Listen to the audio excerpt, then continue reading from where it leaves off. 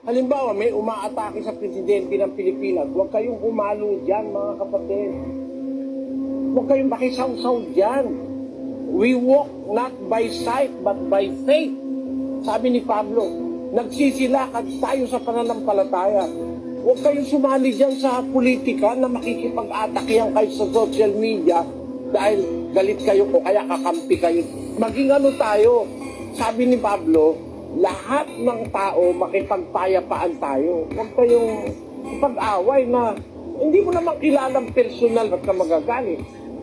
Ang dapat mo ang gawin ipanalangin mo pa yun Ipanalangin nyo lahat ng tao, yung mga nasa matataas na